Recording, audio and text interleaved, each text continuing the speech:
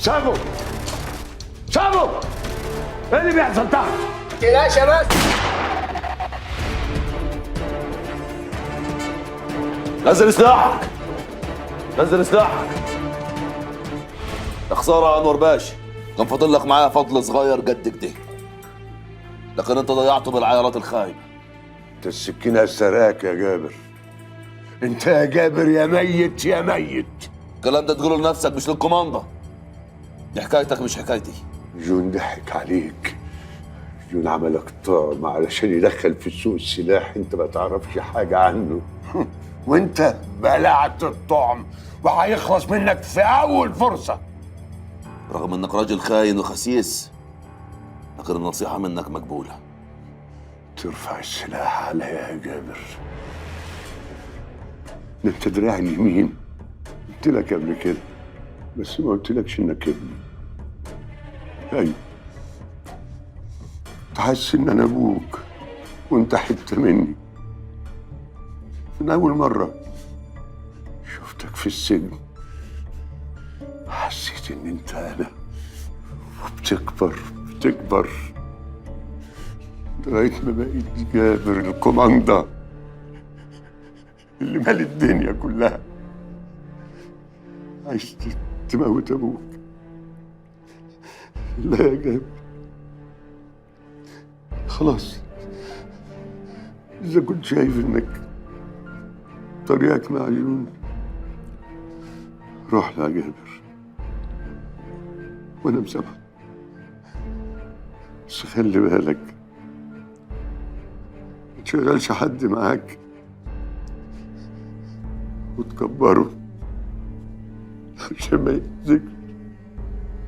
كمان خلي بالك من جابر، ها؟ تحط في عينيك، خلي بالك من ابني، أنا بحبك يا جابر. مع السلامة يا جابر، مع السلامة يا ابني.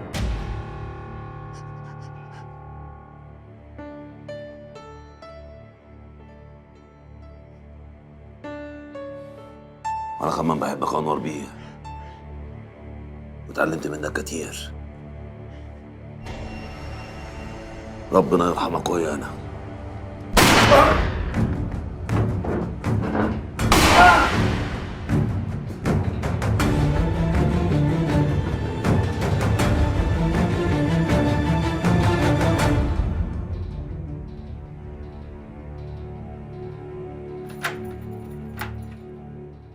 طارق، يا نهار اسود. ايه يا حبيبي؟ ممكن نسيب السكينه دي؟ طارق، انا بموت. بعد الشر عليك، والله هتبقى كويس. بص يا حبيبي، هات السكينه دي وهنجيب الدكتور. قلت لك انا حالتي ملهاش علاج. طب بص، نروح المستشفى وهنتعالج وهنبقى كويسين.